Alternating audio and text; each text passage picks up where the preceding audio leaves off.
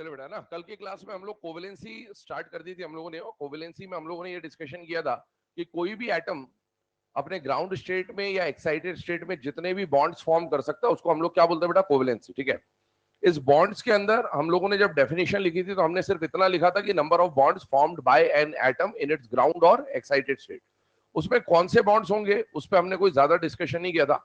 हमने सिर्फ इतना बोला था कि बॉन्ड्स बनने चाहिए। अब बॉन्ड्स में बेसिकली बॉन्ड्स कहने का मतलब हमारे यहाँ पर क्या है कि हम यहाँ पर कोवेलेंट बॉन्ड या फिर कोऑर्डिनेट बॉन्ड दोनों को काउंट करते हैं।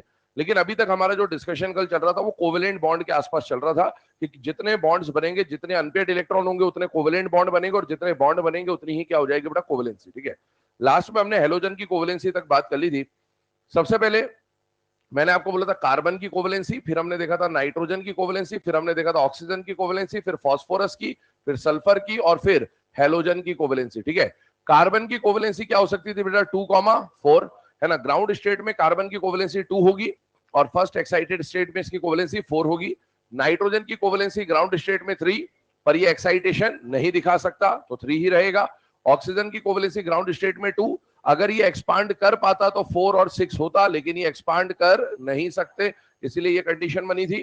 फास्फोरस और नाइट्रोजन एक ही ग्रुप के मेंबर हैं, तो बेटा नाइट्रोजन की तरह ही फास्फोरस की कोवेलेंसी 3, लेकिन ये थर्ड पीरियड का एलिमेंट है तो कोवेलेंसी एक्सपांड कर सकता है, तो 3 के अलावा ये क्या दिखा पाएगा बेटा, 5। अच्छा, 2 से जब बढ़ता है तो कौन से स्टेट की बात हो रही, न्यूट्रल से न्यूट्रल की, आयनिक स्टेट की, न्यूट्रल से न्यूट्रल की। न्यूट्रल से न्यूट्रल में जब भी कोवेलेंसी बढ़ेगी तो कितने से बढ़ेगी बेटा, 2 से। ठीक है, सल्फर की बात करें, ऑक्सीजन ग्रुप का मेंबर है, 2 से स्टार्ट होगा पर साथ में 4 और 6 भी दिखा सकता है। और हेलोजन की कोवेलेंसी ग्राउंड स्टेट में एक अनपेयर्ड होता है तो 1, फिर ये 3 लोन पेयर लेके बैठता है तो 3 बार एक्साइट होगा, तो 1, 3, 5, 7 ये इसकी कोवेलेंसीज है। तो ये कोवेलेंसीज हमारे दिमाग में होनी चाहिए कि भाई कौन सा एलिमेंट इनमें से अगर सेंट्रल एटम में आता है तो वो कितने कितने बॉन्ड बना सकता है। ठीक है, अब इसके ऊपर हम लोग कुछ पॉइंट्स पे डिस्कशन करते हैं। कल हमने लास्ट में कोई क्वेश्चन अभी नहीं किया है ना, एक क्वेश्चन लिखिए, क्वेश्चन लिखिएगा, विच ऑफ द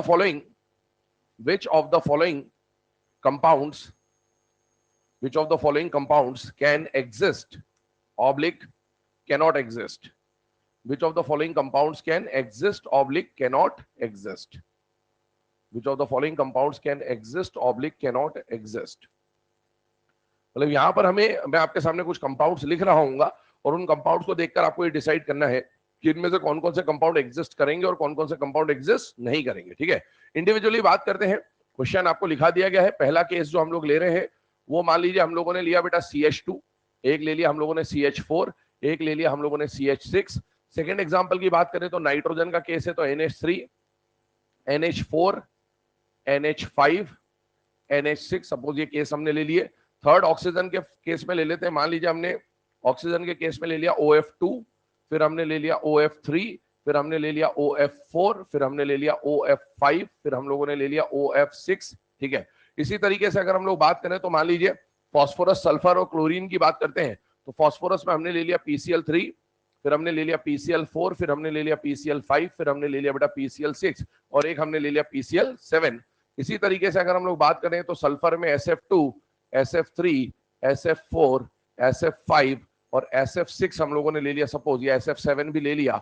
इसके अलावा अगर हम लोग बढ़ जाते हैं तो अगला जो केस आ जाता है क्लोरीन का, CLF, CLF2, CLF3, CLF4 और सपोज हमने ले लिया CLF5। सपोज ये कुछ केसेस आपके सामने लिखे गए हैं और इनमें से हमें चेक करना है इंडिविजुअली कि भाई कौन कौन एग्जिस्ट करता होगा और कौन कौन एग्जिस्ट नहीं करता होगा। ठीक है, तो आइए इसको स्टार्ट करते हैं।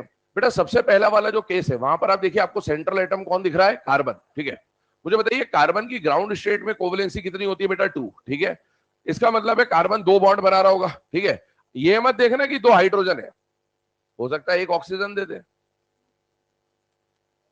तो एक ऑक्सीजन आएगा तो भी 2 बॉन्ड बन जाएंगे। तो ये नंबर मत देखना, बॉन्ड समझना, बॉन्ड कितने अंदर। ठीक है ना, यहां पर कार्बन कितने बॉन्ड बना रहे, 2। इसका मतलब है क्या कार्बन की एक कोवेलेंसी सेटिस्फाई हो सकती कि नहीं हो सकती, हो सकती है आराम से।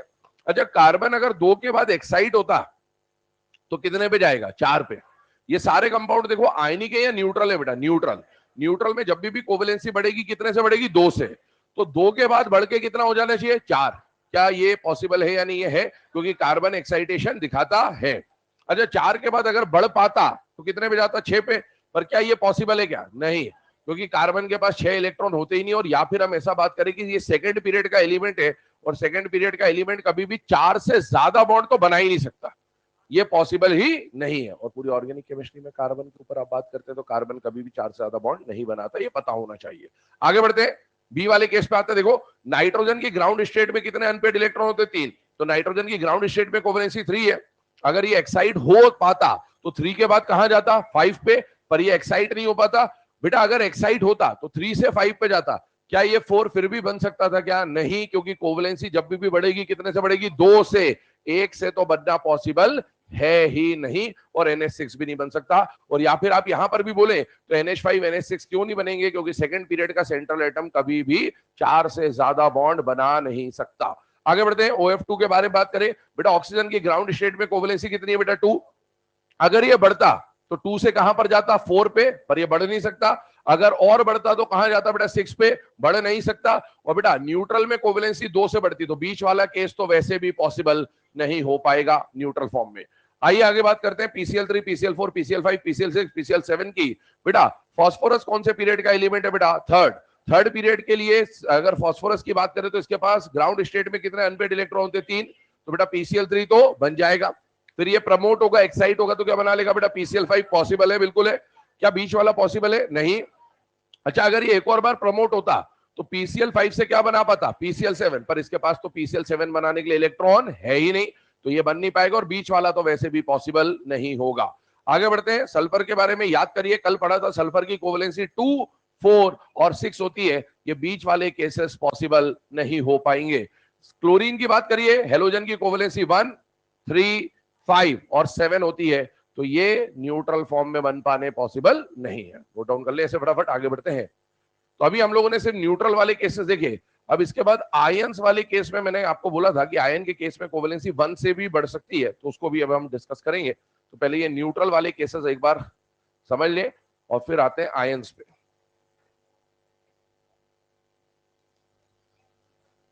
क्या बेटा? P से Cl तक क्यों नहीं आ सकता? यहाँ आ सकता है, यहाँ आ सकता है, यहाँ आ सकता है, इधर नहीं आ सकता।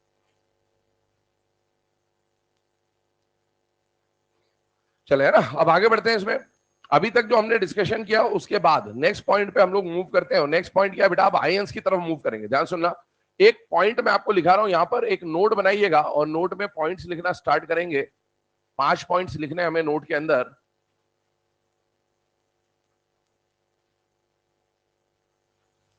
पहला पॉइंट लिखिएगा, maximum covalency of second period elements, maximum covalency of second period elements equal to 4। Maximum covalency of second period elements equal to 4। ठीक है, मतलब सेकेंड पीरियड के जो एलिमेंट्स होते हैं वो ज्यादा से ज्यादा कितने बॉन्ड बना सकते हैं बेटा? 4 बॉन्ड। इसका मतलब ये मत समझना कि सेकेंड पीरियड का हर एलिमेंट 4 बॉन्ड बनाएगा। ये कह रहा है कि सेकेंड पीरियड में जितने भी एलिमेंट है ना, उनमें से अगर कोई बनाना चाहे तो 4 बना सकता है, 4 से ज्यादा कोई नहीं बना सकता। ये बात पहली है।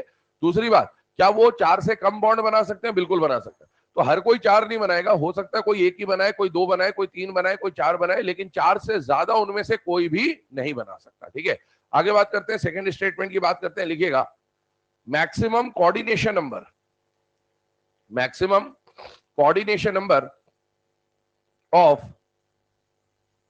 second period elements equal to 4. Maximum coordination number of second period elements equal to 4. अब ये कोऑर्डिनेशन नंबर का मतलब क्या होता है? तो आइए इसको समझते हैं बेटा। कोऑर्डिनेशन नंबर का मतलब है number of side atom, surrounding atom. जैसे मैंने बोला CH4, तो सेंट्रल एटम कौन है? कार्बन, और साइड एटम कौन आ रहे? हाइड्रोजन। कितने आ रहे हैं? 4। सेकेंड पीरियड एलिमेंट के आसपास आजू बाजू में 4 से ज्यादा साइड एटम कभी भी नहीं आ सकते। इधर देखो, क्या ये सेकेंड पीरियड का है कि नहीं है? कार्बन, और यहां पर इसके साइड में कितने एटम आ रहे? 6। ये पॉसिबल ही नहीं है। सेकेंड पीरियड के आजू बाजू में 4 से ज्यादा साइड एटम कभी भी नहीं आ सकते। हो सकता है 4 भी ना आए, हो सकता है 4 भी ना आए, लेकिन 4 से ज्यादा तो कभी भी नहीं आएगा। वो कभी भी एग्जिस्ट करेगा नहीं, क्योंकि सेकेंड पीरियड 4 से ज्यादा बॉन्ड बना नहीं सकता, और इसीलिए वो 4 से ज्यादा साइड एटम अपने आजू बाजू में नहीं रखेगा, क्योंकि 4 से ज्यादा आने की पॉसिबिलिटी उसमें है ही नहीं। चलिए आगे बढ़ते हैं, अगला स्टेटमेंट लिखिएगा, maximum covalency of third period elements, maximum covalency of third period elements, maximum covalency of third period elements equal to 7, equal to 7। बेटा थर्ड पीरियड के जो एलिमेंट्स हैं, याद करिए कल हम लोगों ने बात करा था कि बेटा थर्ड पीरियड के एलिमेंट बताइए कौन कौन है। सोडियम है, मैग्नीशियम है, एल्यूमिनियम है, सिलिकॉन है, फास्फोरस है, सल्फर है, क्लोरीन है और आर्गन है। आर्गन तो बॉन्ड फॉर्मेशन में कभी पार्टिसिपेट करता नहीं क्योंकि ये इनर्ट गैस है। अब मुझे बताइए इसके आउटर मोस्ट शेल में कितना इलेक्ट्रॉन है? 1, इसके 2, इसके 3, इसके 4, ऐसे करते करते यहां आएगा 7। इसके जो 7 इलेक्ट्रॉन है आउटर मोस्ट शेल में, उन सातों को अगर मैं अनपेयर कर दूं, एक एक एक एक ऐसे अनपेयर कर दिया, एक्साइट करा के अनपेयर कर दिया, तो मेरे पास कितने अनपेयर्ड इलेक्ट्रॉन हो जाएंगे? 7। और जितने अनपेयर्ड इलेक्ट्रॉन होंगे उसकी पेयरिंग के लिए उतने ही क्या बनाएंगे? बॉन्ड। मतलब बताइए यहां पर थर्ड पीरियड के जितने भी एलिमेंट है उनमें से क्लोरीन कितने बॉन्ड्स का फॉर्मेशन कर सकता है? बेटा 7। तो थर्ड पीरियड की जो मैक्सिमम कोवेलेंसी हो सकती है वो कितनी हो सकती है? 7। जरूरी नहीं कि हर कोई 7 बॉन्ड बनाएगा, कोई 7 से कम भी बनाएगा, और मैक्सिमम अगर जाएगा तो कहां तक जाएगा? बेटा 7 तक। हो सकता है कोई 1 बॉन्ड बनाए, कोई 2 बनाए, कोई 3 बनाए, कोई 4 बनाए, लेकिन मैक्स टू मैक्स ये कितने बॉन्ड बना सकते हैं? 7 बॉन्ड बना सकते हैं। अगला स्टेटमेंट लिखेंगे, maximum coordination number, maximum coordination number of third period elements, maximum coordination number of third period elements, maximum coordination number of third period elements equal to 6, equal to 6। इसका मतलब क्या हुआ कि बेटा थर्ड पीरियड के जो members है ना, वो अपने सराउंडिंग में मैक्सिमम कितने एटम ला सकते हैं? 6 बॉन्ड तो वो 7 बना सकते हैं, लेकिन 7 बॉन्ड बनाने के लिए वो 7 एटम्स का इस्तेमाल नहीं कर पाएंगे। वो 7 बॉन्ड बनाने के लिए मैक्स टू मैक्स कितने एटम का इस्तेमाल कर सकते हैं? 6। क्या 6 एटम यूज करके 7 बॉन्ड बनाए जा सकते हैं? कैसे? Multiple bond. कैसे बनाए जा सकते हैं? मल्टीपल बॉन्ड के थ्रू, है ना। मल्टीपल बॉन्ड जब भी बनते हैं, मान लो कोई एक एटम आया और उसने बना लिया डबल बॉन्ड या ट्रिपल बॉन्ड, तो एक एटम आके ही 3 बॉन्ड बना जाएगा, दूसरा एटम आके ट्रिपल बॉन्ड बना लेगा, तो 2 एटम नहीं 6 बॉन्ड बना दिए। तो बेटा जरूरी नहीं कि 7 बॉन्ड बनाने तो 7 ही एटम की जरूरत हो सकता है 7 बॉन्ड बनाने के लिए आप 6 एटम से ही काम चला ले, इस तरह की पॉसिबिलिटी हो सकती है। तो ध्यान रखिएगा, क्यों 7 एटम नहीं आ सकते? क्योंकि देखो सेकंड पीरियड के एलिमेंट का साइज छोटा है, थर्ड पीरियड के एलिमेंट का साइज उससे थोड़ा सा बड़ा है। तो इसके आजू बाजू में कितने साइड एटम आ सकते हैं? 4। इसके आजू बाजू में कितने साइड एटम आ सकते हैं? 6। लेकिन अगर 7वां साइड एटम आप इसके आजू बाजू में लाओगे तो वो क्या लगा देगा? बेटा स्टेरिक हिंड्रेंस लगा देगा, क्योंकि इसका साइज कोई इतना ज्यादा बड़ा भी नहीं होता है, क्योंकि अभी इससे बड़े और भी पीरियड के एलिमेंट्स पड़े हैं, 4th 5th 6th 7th period के एलिमेंट्स पड़े हुए, तो इसके आजू बाजू में 6 से ज्यादा साइड एटम कभी भी नहीं आएंगे। ये एग्जाम्पल देखिए, मुझे बताइए यहां पर फास्फोरस कौन से पीरियड का एलिमेंट है? बेटा थर्ड। और यहां पर इसके आजू बाजू में कितने साइड एटम दिख रहे हैं? 7। थर्ड पीरियड का अगर सेंट्रल एटम है तो उसके आजू बाजू में 6 से ज्यादा साइड एटम तो कभी भी नहीं आ सकते। हो सकता है उससे कम भी ना आए, पर 6 से ज्यादा तो कभी भी नहीं आ सकता। मुझे बताइए यहां पर क्या दिख रहा है? बेटा SF7, ये कभी एग्जिस्ट नहीं करेगा। अगर मैं यहां पर ClF7 लिखूं तो बेटा क्लोरीन कौन से पीरियड का एलिमेंट है? थर्ड। क्या थर्ड के आजू बाजू में 7 एटम कभी आ सकते हैं क्या? नहीं। तो आपको ये समझ में आना चाहिए कि थर्ड पीरियड के आजू बाजू में 6 से ज्यादा एटम तो कभी भी एग्जिस्ट नहीं करेंगे। हो सकता है 6 भी ना एग्जिस्ट करें, हो सकता है 5 भी ना एग्जिस्ट करें, पर 6 से ज्यादा तो डेफिनेटली एग्जिस्ट नहीं करेगा। सर कब ऐसा केस आएगा कि 6 भी एग्जिस्ट नहीं करेगा, 5 भी एग्जिस्ट नहीं करेगा? तो वो साइज पे डिपेंड करेगा। मान लो आपने कार्बन लिया, अब कार्बन के आजू बाजू में आपने ऐसे 4 छोटे एटम रख दिए, तब तो ठीक है। अब मान लो कार्बन के आजू बाजू में आप 4 ऐसे एटम ले आए, एक नहीं एग्जिस्ट करेगा। तो वो डिपेंड करता है, स्टेरिक हिंड्रेंस आएगी साइड एटम की वजह से। जब हम बोल रहे हैं ना कि 6 एटम आएंगे, तो 6 एटम भी ऐसे नहीं कि बहुत बड़े बड़े आ सकते होंगे, वो एक छोटे साइज के 6 एटम अपने आसपास या छोटे साइज के 4 एटम अपने आसपास एकोमोडेट कर सकता होगा। लेकिन अगर बड़े साइज के साइड एटम्स आ गए तो वहां पर क्या लगने लगेगा? बेटा स्टेरिक हिंड्रेंस। अब ध्यान सुनो, सर हमें कैसे पता चलेगा कि कौन से छोटे साइड एटम होंगे, कौन से नहीं होंगे? तो देखो जनरली क्या होता है, जो सेकंड पीरियड और थर्ड पीरियड के साइड एटम्स होंगे, किसके? सेकंड पीरियड और थर्ड पीरियड के जो साइड एटम्स होंगे उनको जनरली छोटा माना जाएगा। क्या माना जाएगा? छोटा। तो इसमें मैक्सिमम टाइम्स आपको कौन दिखेगा? Fluorine. Fluorine is the smallest anion. Size का ऑर्डर पड़ा था H-, F-, Cl-, Br-, H- उठ के आगे चला गया था। वहां पर आपको एक बात बोली गई थी, F- is the smallest anion. बेटा अगर साइड एटम में फ्लोरीन आता है तो फ्लोरीन को छोटा माना जाएगा और इसलिए फ्लोरीन कभी भी स्टेरिक हिंड्रेंस डेवलप नहीं करेगा। लेकिन फ्लोरीन के अलावा अगर बड़े साइड एटम्स आने चालू हो गए तो वो क्या डेवलप कर देंगे बेटा, स्टेरिक हिंड्रेंस डेवलप कर देंगे। ठीक है, आइए इसके ऊपर अब बात करते हैं आगे। अभी हम लोगों ने जो पॉइंट्स लिखे 4, उसके बाद 5वें पॉइंट की तरफ आता हूं। देखो इनमें से जो पॉइंट नंबर 2 है और पॉइंट नंबर 4 है, कोवेलेंसी वाला नहीं, कौन सा, कोऑर्डिनेशन नंबर वाला। क्योंकि कोवेलेंसी के लिए तो आपको अंदर के बॉन्ड देखने पड़ेंगे, लेकिन कोऑर्डिनेशन नंबर तो अपने को सीधे दिख जाएगा। जैसे मैंने बोला SO3 तो कोऑर्डिनेशन नंबर कितना है, 3। मैंने बोला CH4 तो कोऑर्डिनेशन नंबर कितना है, 4। अच्छा, SO3 में बॉन्ड कितने हैं, 6। तो बॉन्ड तो अंदर अगर आपको स्ट्रक्चर आता होगा तो आप बॉन्ड पहचान पाओगे, लेकिन कोऑर्डिनेशन नंबर आपको डायरेक्टली दिख जाएगा। और इसीलिए एग्जिस्टेंस नॉन एग्जिस्टेंस को पहचानने के लिए हम लोग कोवेलेंसी का यूज ना करके अभी किसका इस्तेमाल करेंगे बेटा, कोऑर्डिनेशन नंबर का। दूसरी बात, ये जो 5वें नंबर पे पॉइंट आपको लिखाया जा रहा है, इस पॉइंट के ऊपर स्टार मार्क लगा लेंगे। सबसे ज्यादा बार आपसे जो गलतियां होंगी स्ट्रक्चर बनाते वक्त, आगे हम लोगों को स्ट्रक्चर्स भी सीख रहे हैं, तो बेटा सबसे ज्यादा बार गलती अगर बच्चा किसी के स्ट्रक्चर बनाने में करता है तो वो नाइट्रोजन के कंपाउंड्स के स्ट्रक्चर में करता है। क्योंकि नाइट्रोजन के जो कंपाउंड्स होते हैं उसमें जल्दबाजी में बच्चा हर जगह डबल बॉन्ड या कोऑर्डिनेट बॉन्ड या क्या आना है क्या नहीं आना है, उसमें दिक्कतें आती है। 11वीं पढ़े हो, अभी स्टेरिक हिंड्रेंस नहीं पता, प्रसाद चढ़ा के आए हो।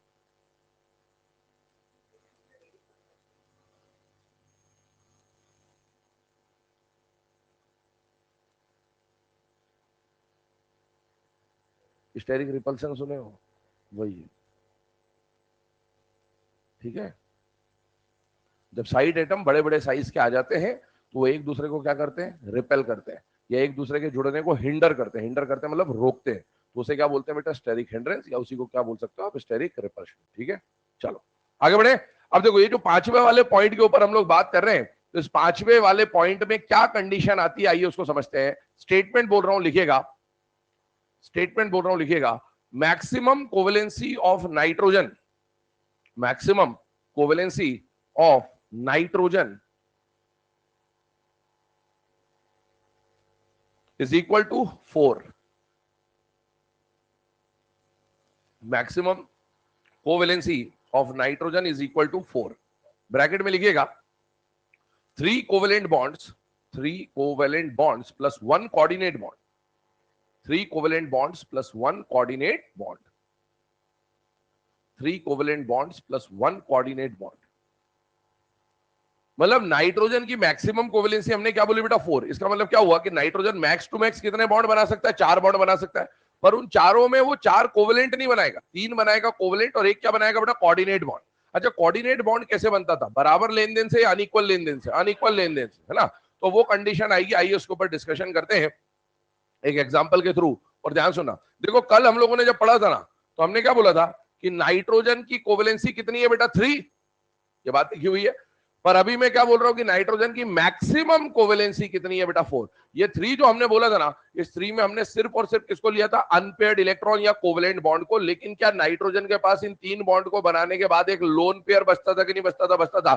जिसके पास ऑक्टेट पूरा हो, लोन पेयर हो, वो डोनर की तरह काम कर सकता है। मतलब ये लुईस बेस की तरह काम करेगा, और जब ये लुईस बेस की तरह काम करेगा तो अपने लोन पेयर की मदद से एक कोऑर्डिनेट बॉन्ड भी बनाएगा। तो 3 कोवेलेंट और एक कोऑर्डिनेट, मैक्सिमम कितने बॉन्ड बना लेगा, नाइट्रोजन 4। क्या कोई एग्जांपल आपको पता है जहां नाइट्रोजन 4 बॉन्ड बनाता है, NH4 प्लस अमोनियम आयन, सुना हुआ है सबने, है ना। तो आराम से बस वही एग्जांपल हम लोग यहां पर ले रहे हैं, ध्यान से देखिएगा। नाइट्रोजन कैसे 4 बॉन्ड बनाता है, ये उसके ऊपर बात करते हैं। एक एग्जांपल ले रहे हैं और नाम बोला जा रहा है बेटा प्रोटोनेशन ऑफ अमोनिया। एक प्रोसेस के थ्रू समझ रहे हैं। इसमें हमें प्रोटोनेशन का मीनिंग आई होप सबको पता ही होगा। प्रोटोनेशन का मतलब होता है addition of H+, addition of H+। Proton के जुड़ने को क्या बोलते हैं बेटा, प्रोटोनेशन। और प्रोटॉन का मतलब क्या होता है बेटा, H+ आयन होता है। किसमें जोड़ना है, अमोनिया में। अमोनिया का फॉर्मूला आई होप सबको पता है, NH3। NH3 में जब आप प्रोटॉन जोड़ दोगे, H+ जोड़ दोगे तो क्या बन जाएगा बेटा, NH4+। अब देखो हमने यहां पर जब NH4+ बनाया ना, तो अब हम न्यूट्रल की तरफ जा रहे हैं, आयन की तरफ जा रहे हैं, आयन की तरफ। अभी तक पिछले जितने भी केस हमने पढ़े थे वो न्यूट्रल से न्यूट्रल के केस पढ़े थे, और अब हम न्यूट्रल से आयन की तरफ जा रहे हैं। क्या न्यूट्रल से आयन में जाने पर कोवेलेंसी 1 से बढ़ सकती है कि नहीं बढ़ सकती है? बढ़ सकती है। वही आप देखोगे कि न्यूट्रल की कोवेलेंसी 3 है, लेकिन आयन बनते उसकी कोवेलेंसी 1 से बढ़ जाएगी और 3 से क्या हो जाएगा बेटा 4, क्योंकि नाइट्रोजन 5 तक तो कभी पहुंच ही नहीं सकता। अब आइए इसको समझते हैं। बेटा NH3 को याद करिए, कल हमने पढ़ा था कि नाइट्रोजन के पास वैलेंस शेल में 5 इलेक्ट्रॉन होते हैं। उन 5 में से एक तो इसके पास लोन पेयर होता है और 3 इलेक्ट्रॉन अनपेयर्ड होते हैं। बताइए नाइट्रोजन मेटल है कि नॉन मेटल है? Non metal. हाइड्रोजन क्या है? Non metal. नॉन मेटल का बॉन्ड आयनिक क्या? कोवेलेंट। कोवेलेंट। कोवेलेंट बॉन्ड कैसे बनेगा? शेयरिंग से। क्यों बनेगा? अनपेयर्ड की पेयरिंग के लिए। कैसे बनेगा? शेयरिंग से। और क्यों बनेगा?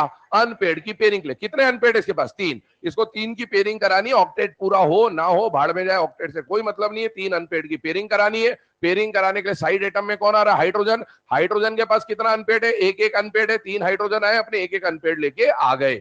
इस हाइड्रोजन ने इसके साथ शेयरिंग कर ली, इस हाइड्रोजन ने इसके साथ शेयरिंग कर ली, इस हाइड्रोजन ने इसके साथ शेयरिंग कर ली। क्या हाइड्रोजन के अनपेयर्ड की पेयरिंग हो गई कि नहीं हो गई? हो गई। और इस नाइट्रोजन ने, ये कहानी आ गई, ये नाइट्रोजन का, आप देखो इस पिंक वाले सर्कल को, पर्पल वाले सर्कल को अगर आप देखेंगे तो क्या यहां पर अंदर 8 इलेक्ट्रॉन्स आपको दिख रहे कि नहीं दिख रहे? बेटा दिख रहे हैं। इसका मतलब नाइट्रोजन का ऑक्टेट पूरा हो गया कि नहीं हो गया? हो गया। अच्छा, ऑक्टेट पूरा होने के साथ साथ क्या इसके पास एक ऐसा इलेक्ट्रॉन का पेयर है जो बॉन्डिंग में यूज नहीं हो रहा है? ऐसा इलेक्ट्रॉन का पेयर जो बॉन्डिंग में यूज ना हो, काम ना आए, उसे हम लोग क्या बोलते हैं बेटा? Lone pair. क्या बोलते हैं? ठीक है, non bonding pair of electron को क्या बोला जाता है बेटा? Lone pair. अब ये लोन पेयर फालतू पड़ा हुआ है, किसी के साथ बॉन्डिंग में यूज नहीं आ रहा, तो नाइट्रोजन सोचता है क्यों ना इसको भी मैं बॉन्डिंग में यूज कर लूं। क्यों कर लूं यूज? क्योंकि जितने ज्यादा बॉन्ड्स बनेंगे उतने ज्यादा अट्रैक्शंस होंगे, और जब जब अट्रैक्शन होगा तब तब एनर्जी रिलीज होगी। तो इसको यूटिलाइज करके वो और एनर्जी रिलीज करना चाहता है और ज्यादा स्टेबिलिटी गेन करना चाहता है। बेटा जिसके पास ऑक्टेट पूरा हो और उसके पास लोन पेयर हो, वो किसकी तरह काम कर सकता है बेटा? लोन पेयर डोनर की तरह। और लोन पेयर डोनर्स को हम लोग क्या बोल सकते हैं बेटा? Lewis base. क्या बोल सकते हैं बेटा? Lewis base. ठीक है, अब आगे बढ़ते H+ की कहानी को समझते हैं। मुझे बताइए H का कॉन्फ़िगरेशन क्या होता है बेटा? 1s1। और 1s1 का अगर मैं डब्बे वाले डायग्राम में दिखाऊं तो ऐसा बनेगा बेटा। अभी ये डब्बा वेकेंट है या हाफ फिल्ड है? हाफ फिल्ड है। वेकेंट होने का मतलब पूरा खाली है ना, पूरी तरह से खाली होना चाहिए। अब मुझे बताओ हाइड्रोजन पे कौन सा चार्ज आ गया? +1। +1 आने का मतलब एक इलेक्ट्रॉन आया कि गया? एक इलेक्ट्रॉन गया, मतलब ये 1s1 गया, मतलब ये इलेक्ट्रॉन उड़ गया। जैसे ये इलेक्ट्रॉन उड़ गया, क्या डब्बा पूरी तरह से खाली हो जाएगा कि नहीं हो जाएगा? हो जाएगा। तो यहां पर ये जो H+ आ रहा है, इसके पास क्या पड़ा हुआ है? खाली डब्बा। और जिसका कटोरा खाली होता है वो क्या होता है? भिखारी। क्या होता है वो? तो ये कौन है? भिखारी है। जो भिखारी है मतलब ये लोन पेयर को एक्सेप्ट करेगा। And A for acceptor, A for acid. तो जो ये भिखारी है वो कौन है बेटा? लिविस एसिड कहलाएगा। इसको अपन क्या बोलेंगे बेटा? भिखारी। ठीक है, ये देने के लिए तैयार, क्या ये लेने के लिए तैयार है बेटा? हाँ। और यहां पर जो लेन देन होगा उसमें ये अपना लोन पेयर इसको क्या कर देगा बेटा? डोनेट करेगा। डोनेट करने का मतलब क्या? ऐसा नहीं कि इसको दे दिया कि घर ले जा, शेयरिंग के लिए। ये इलेक्ट्रॉन देगा, ये सिर्फ यूज करेगा। इलेक्ट्रॉन दोनों के बीच में रहेंगे, इसमें भी काउंट होंगे और इसमें भी काउंट होंगे। ये मत समझना कि लोन पे डोनेट करने का मतलब कि इसको 2 इलेक्ट्रॉन दे दिए, बोले तू चले जा 2 इलेक्ट्रॉन लेके, मैं तो देख लूंगा अपना। अबे खुद भिखारी बन के दूसरे को राजा नहीं बनाएगा। ठीक है ना, ये इलेक्ट्रॉन शेयरिंग के लिए डोनेट करेगा और ये इलेक्ट्रॉन शेयरिंग के लिए एक्सेप्ट करेगा। ये बात ध्यान रखना। अब अगर हम इसका डायग्राम बनाए तो ध्यान से देखिएगा बेटा। नाइट्रोजन के पास 3 तो नॉर्मल कोवेलेंट बॉन्ड पहले से थे, single bond single bond single bond. और इसने अपना ये जो लोन पेयर डोनेट करके बॉन्ड बनाया, इसको हम लोग क्या बोलेंगे बेटा? Coordinate bond. कोऑर्डिनेट बॉन्ड को किससे दिखाया जाता है बेटा? एरो से दिखाया जाता है। एरो का डायरेक्शन कहां से कहां होता है? डोनर से एक्सेप्टर की तरह। इस कंपाउंड के अंदर आप देखो NH4+1 बन रहा है और यहां पर नाइट्रोजन कितने बॉन्ड बनाते हुए दिख रहा है? 4, जिनमें से 3 कौन से बॉन्ड है बेटा? कोवेलेंट, और एक कौन सा बॉन्ड है बेटा? कोऑर्डिनेट। तो क्या नाइट्रोजन 4 बॉन्ड बना सकता है कि नहीं बना सकता? बना सकता है, पर वो चारों कोवेलेंट होंगे क्या? नहीं, 4 में से 3 कोवेलेंट और एक कोऑर्डिनेट बनेगा। नोट डाउन करिए इसे। तो जब भी कोवेलेंसी की बात आती है तो सिर्फ कोवेलेंट बॉन्ड नहीं देखे जाते हैं, कोऑर्डिनेट बॉन्ड भी काउंट किए जाते हैं, जैसा कि यहां हम कर रहे हैं। और इसीलिए नाइट्रोजन की कोवेलेंसी 3 नॉर्मल कंडीशंस में होती है, लेकिन वो कोऑर्डिनेट बॉन्ड बना के अपनी कोवेलेंसी को 4 तक पहुंचा सकता है।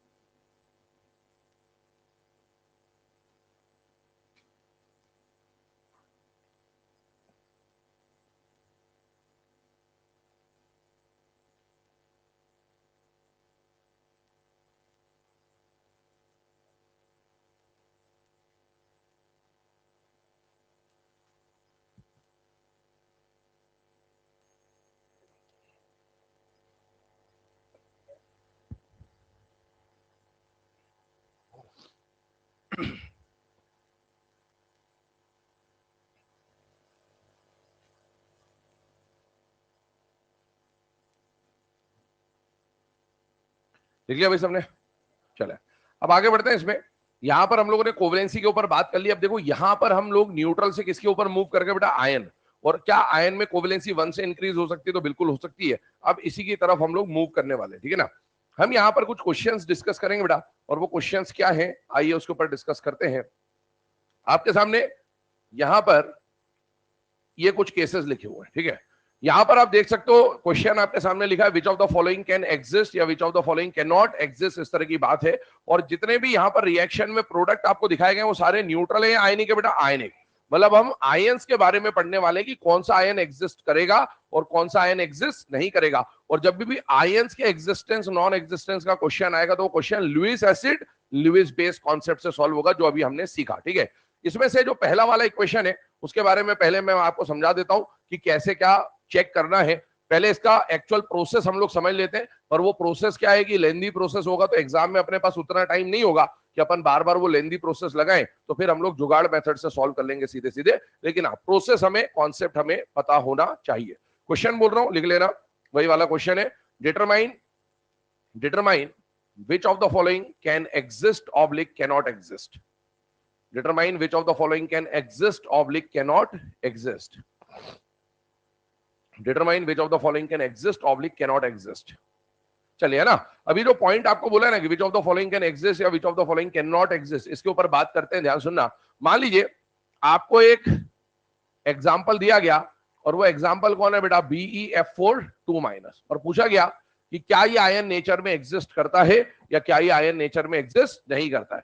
तो बेटा सबसे पहला काम अपने को क्या करना है, अगर एग्जिस्टेंस और नॉन एग्जिस्टेंस का क्वेश्चन आया है तो जो भी चीज दे रखी, न्यूट्रल हो, आयन हो, जो भी हो, पहली चीज, अगर आपने उस कंपाउंड की प्रिपरेशन या प्रॉपर्टी या कुछ पढ़ रखा है, इसका मतलब वो डेफिनेटली एग्जिस्ट करता होगा।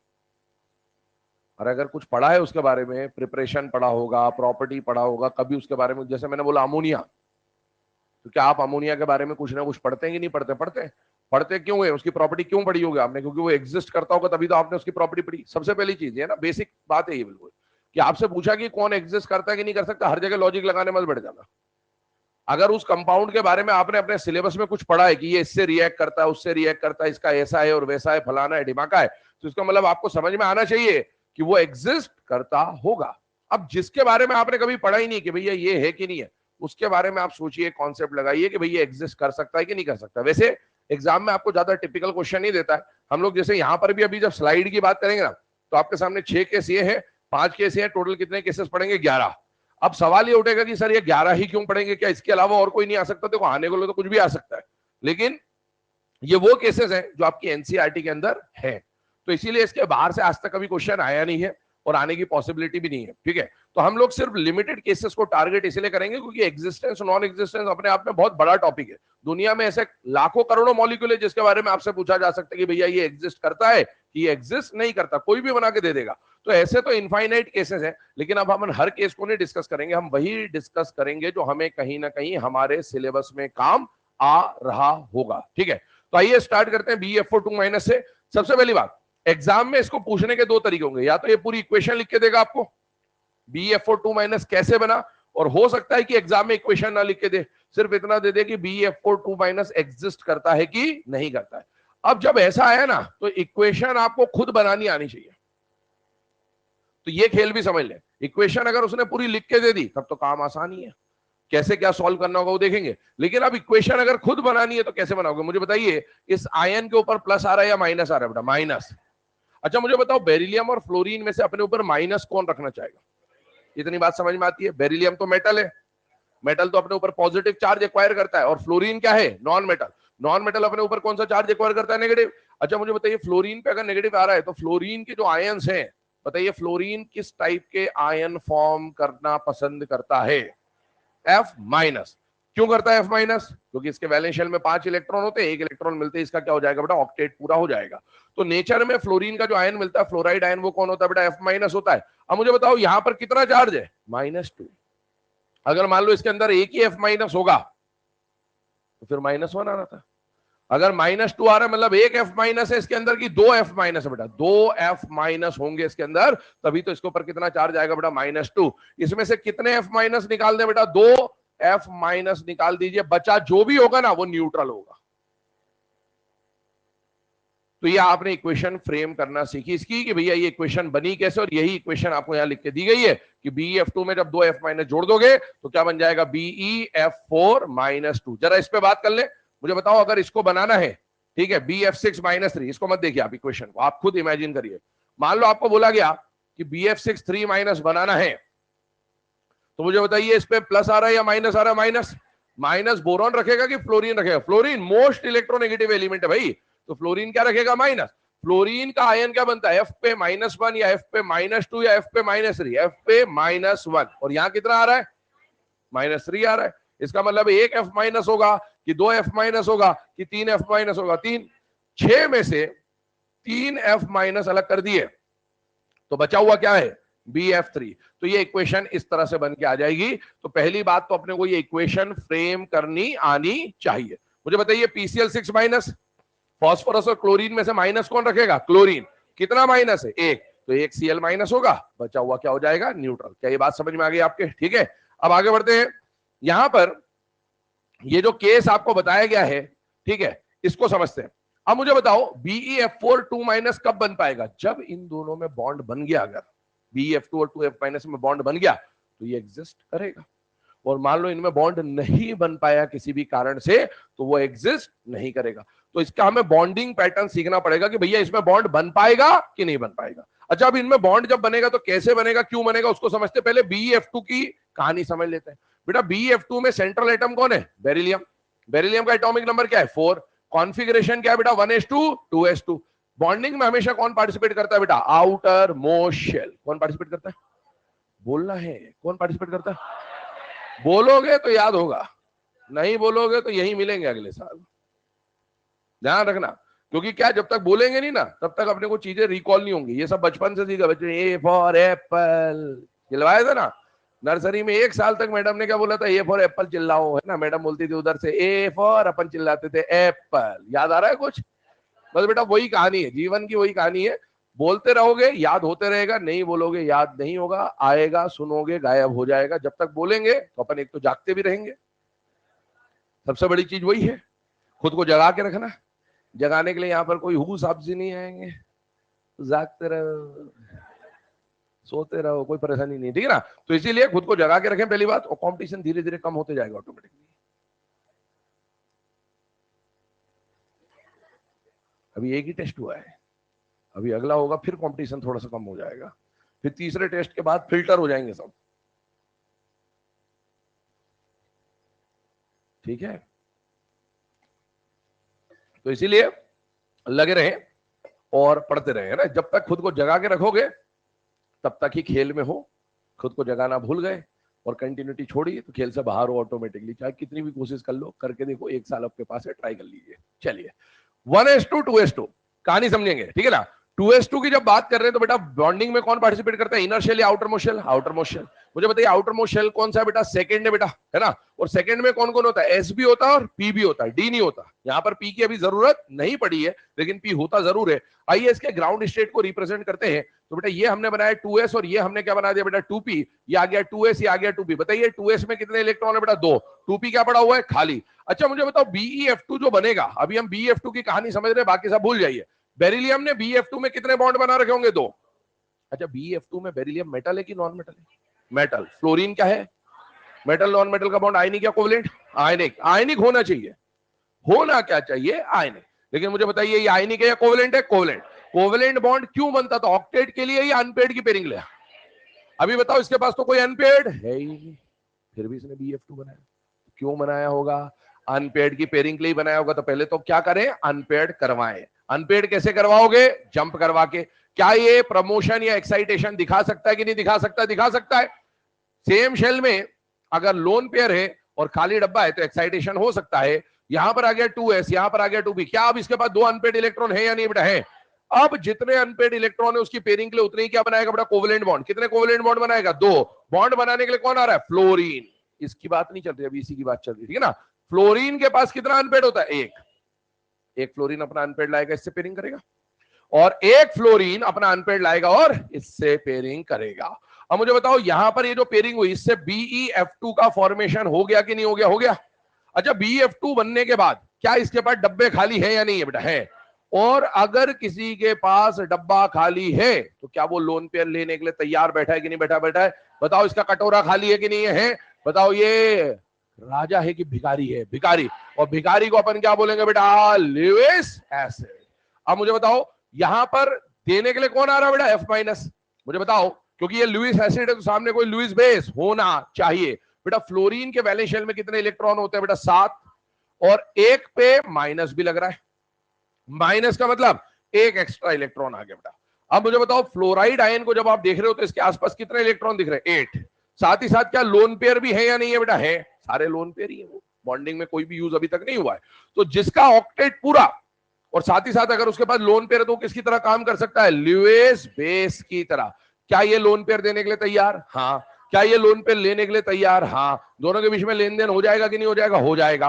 पर लेन देन में बराबर कंट्रीब्यूशन होगा या एक कंट्रीब्यूट करेगा और दूसरा सिर्फ एक्सेप्ट करेगा? बेटा एक कंट्रीब्यूट करेगा, दूसरा सिर्फ एक्सेप्ट करेगा। इसको बोलेंगे अनइक्वल लेन देन। और बेटा इस अनइक्वल लेन देन से जो बॉन्ड बनेगा उसको क्या बोला जाएगा बेटा? Coordinate bond. क्या बोला जाएगा? पूरे टॉपिक में अपन कोऑर्डिनेट बॉन्ड को अलग से नहीं पढ़ेंगे, मतलब अलग से ऐसी हेडिंग नहीं डलवाई जाएगी आपको। जैसे मैंने कोवेलेंट बॉन्ड हेडिंग डलवाई, वैसे कोऑर्डिनेट बॉन्ड की कोई हेडिंग नहीं डलेगी। कोऑर्डिनेट बॉन्ड अपन पढ़ते जा रहे हैं बीच बीच में कि कोऑर्डिनेट बॉन्ड कैसे बनता है, कब बनता है, कहां बनता है, वो अपन सीखते जा रहे हैं। ठीक है। अच्छा मुझे बताओ, अगर ऐसा होता कि यहाँ एक ही F- होता तो क्या BE F1 F2 F3 -1 बन सकता है कि नहीं बन सकता? बन सकता है। अभी तो मैंने BeF2 माइनस दिया है, लेकिन कभी एग्जाम में आ जाए कि BeF3 -1 एग्जिस्ट करेगा कि नहीं करेगा? बिल्कुल करेगा। क्या अभी इसके पास एक और डब्बा खाली है बेटा? हाँ। तो क्या ये एक और लोन पे ले सकता कि नहीं ले सकता? ले सकता। तो बताइए फ्लोरीन के पास वैलेंस शेल में कितने इलेक्ट्रॉन है? 7। और माइनस का मतलब एक एक्स्ट्रा इलेक्ट्रॉन आ गया, मतलब इसका भी ऑक्टेट पूरा और इसके पास भी क्या बेटा? Lone pair. ये अपना लोन पेयर इसके वेकेंट ऑर्बिटल में डोनेट करेगा और इस तरह से फॉर्मेशन हो जाएगा BeF4-2 का। क्या ये बॉन्डिंग पैटर्न समझ में आ गया बेटा? हाँ। इसका मतलब ये एग्जिस्ट करेगा कि नहीं करेगा? करेगा। पहले तो इसको नोट करिए फिर आगे बढ़ते हैं। अब ये तो पूरा मेथड होता है चेक करने का, लेकिन इतना समय एग्जाम में नहीं होगा अपने पास कि अपन बार बार ये कार्यस्थानी वहां कर सकेंगे, तो इसीलिए अब हम जुगाड़ मेथड पे चलेंगे। हिंदुस्तान में अवतार ही इसीलिए लिया अपन ने, सारा काम ही जुगाड़ से चलता है।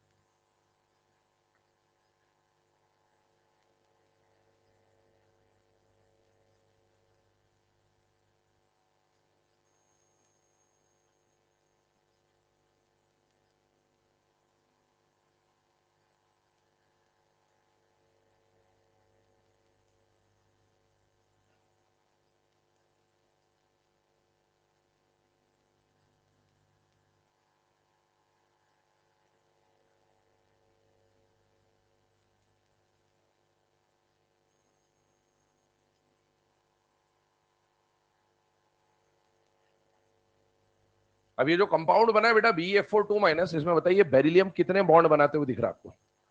4। इन 4 में से कितने कोवेलेंट बॉन्ड है और कितने कोऑर्डिनेट है? तो क्या कोऑर्डिनेट बॉन्ड को भी अपन कोवेलेंसी में काउंट करते हैं कि नहीं करते हैं? करते हैं। और आप बताइए क्या बेरिलियम सेकंड पीरियड का एलिमेंट है कि नहीं है बेटा? है। सेकंड पीरियड का एलिमेंट मैक्सिमम कितने बॉन्ड बना सकता है? 4। क्या यहाँ पर ये बेरिलियम 4 बॉन्ड बनाते हुए दिख रहा है? हाँ। ऐसा जरूरी नहीं कि हर सेकंड पीरियड का एलिमेंट 4 बॉन्ड बनाएगा, लेकिन एटलीस्ट यहाँ पर बेरिलियम तो ये कारनामा करते हुए दिख रहा है। कार्बन भी ऐसा कारनामा करता है, अपन जानते हैं। और नाइट्रोजन तो अभी हमने थोड़ी देर पहले ही पढ़ा था कि नाइट्रोजन भी 4 बॉन्ड बना सकता है। तो इस तरह की बात चल रही है, ठीक है ना?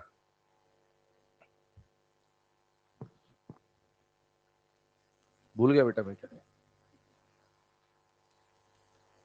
पढ़ाते तो क्या करते रहते हो? ये क्या LB क्या है?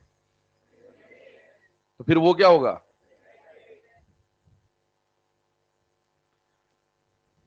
मतलब एक पता दूसरा नहीं पता, ये कैसी बात होती है।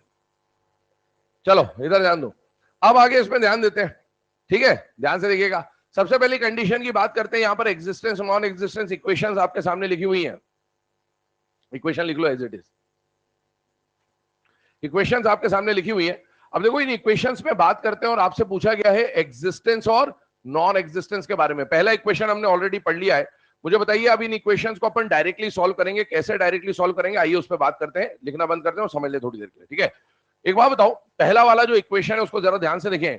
हम यहां पर किसका इस्तेमाल करेंगे, वो जो नोट में पॉइंट नंबर 2 और पॉइंट नंबर 4 आपको लिखाया गया था कि सेकंड पीरियड का एलिमेंट मैक्सिमम कितने साइड आइटम रख सकता है, 4, और थर्ड पीरियड का एलिमेंट मैक्सिमम कितने साइड आइटम रख सकता है, 6 साइड आइटम 6 रख सकता है। बॉन्ड साथ बना सकता है लेकिन साइड आइटम कितने रख सकता है, 6, क्योंकि 6 से ज्यादा आने पर क्या लग जाएगा, स्टेरिक हिंड्रेंस। और वो जो 4 आइटम रखेगा या 6 आइटम रखेगा वो भी बड़े साइज के होने चाहिए, छोटे साइज के, छोटे साइज के, ठीक है, ये बात ध्यान रखिएगा। आइए इस पे बात करते हैं। 11 केसेस है, 11 में से कुछ केसेस ऐसे आएंगे जो एग्जिस्ट नहीं कर रहे होंगे, तो आइए उस पर भी बात करेंगे और कौन एग्जिस्ट करेंगे। देखिए सबसे पहले यहां से ध्यान देते हैं, जो फर्स्ट हम लोग पढ़ चुके हैं उसी से शुरुआत करते हैं। आपको ये सारी इक्वेशन कैसे बनानी उसका आइडिया मैंने दे दिया कि भैया ये माइनस माइनस कैसे क्या आएगा क्या नहीं आएगा, उस पर हमने समझ चुके। अब मुझे बताओ बेरिलियम कौन से पीरियड का एलिमेंट है, सेकंड। सेंट्रल एटम को देखेंगे हमेशा कौन से पीरियड का एलिमेंट है, सेकंड। यहां पर बोरॉन कौन से पीरियड का एलिमेंट है, second. Boron second, carbon second, ये चारों सेकंड पीरियड के सेंट्रल एटम है। सेकंड पीरियड के बाजू में मैक्सिमम कितने साइड एटम आ सकते हैं, 4। मुझे बताइए यहां ये रेंज में है कि रेंज से ज्यादा है, बेटा रेंज में है। क्या ये रेंज में है या रेंज से ज्यादा है, रेंज में है। क्या ये रेंज में है या रेंज से ज्यादा है, रेंज से ज्यादा है। रेंज से ज्यादा है तो डेफिनेटली एग्जिस्ट नहीं करेगा। क्या ये रेंज में है, रेंज से ज्यादा है, बेटा रेंज से ज्यादा है, डेफिनेटली एग्जिस्ट नहीं करेगा। अब जो रेंज में हो सकता है वो भी एग्जिस्ट ना करते हो, स्टेरिक हिंड्रेंस वगैरह अगर होगा तो हो सकता है वो भी एग्जिस्ट ना करे। पर चेक करिए यहां पर ये रेंज में और साइड एटम बड़ा है या स्मॉलेस्ट एनायन है, बेटा स्मॉलेस्ट एनायन, इससे छोटा तो दुनिया में कुछ मिल ही नहीं सकता, और इसीलिए ये तो आराम से एग्जिस्ट कर जाएगा। मुझे बताइए यहां पर भी साइड एटम, बताइए साइड एटम बड़ा है या छोटा है, बेटा छोटा है, आराम से एग्जिस्ट कर जाएगा, इनके एग्जिस्टेंस पे कोई परेशानी नहीं है। अब आगे बढ़ते हैं, बताइए सेंट्रल एटम कौन से पीरियड का है, थर्ड। ठीक है, अभी मैं फिफ्थ वाले को भूल जाइए थोड़ी देर के लिए, पहले सिक्स्थ को समझते हैं, सिक्स्थ और सेवेंथ को समझेंगे फिर फिफ्थ पे आएंगे, ठीक है ना। मुझे बताइए सेंट्रल एटम कौन से पीरियड का, बेटा थर्ड। थर्ड पीरियड का मैक्सिमम सराउंडिंग एटम या कोऑर्डिनेशन नंबर 6, क्या ये रेंज में है या रेंज से ज्यादा है, रेंज में। और रेंज में जो है वो बड़े साइड एटम है, छोटे वाले, छोटे, क्या आराम से एग्जिस्ट कर जाएगा, कर जाएगा, कोई परेशानी नहीं है। आइए इधर, यहां पर सेंट्रल एटम कौन से पीरियड का, बेटा थर्ड। थर्ड का मैक्सिमम कोऑर्डिनेशन नंबर बताइए कितना होता है, बेटा 6। अच्छा मुझे बताइए रेंज में है या नहीं है, पर साइड एटम छोटा या बड़ा है। सेकंड और थर्ड वालों को मैंने बोलता जनरली छोटे, तो बताइए अब ये एग्जिस्ट करेगा कि नहीं करेगा, सोचिए सोचिए जरा ध्यान से, क्या ये एग्जिस्ट करेगा कि नहीं करेगा, बोलिए।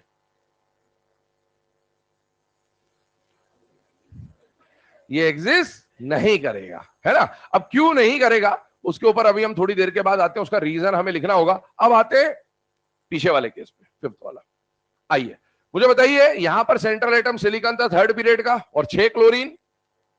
यहां पर देखिए सेंट्रल एटम कौन से पीरियड का, थर्ड। मुझे बताइए थर्ड पीरियड का सेंट्रल एटम में मैक्सिमम कोऑर्डिनेशन नंबर कितना होना चाहिए, बेटा 6। क्या ये रेंज में है या रेंज से बाहर है, बेटा रेंज में है। पर साइड एटम बड़ा है या छोटा है, बड़ा छोटा जैसे ही मान ले। पिछला वाला जो था 6 क्लोरीन वाला एग्जिस्ट करा कि नहीं करा, ये बताइए ये करेगा कि नहीं करेगा, ये भी।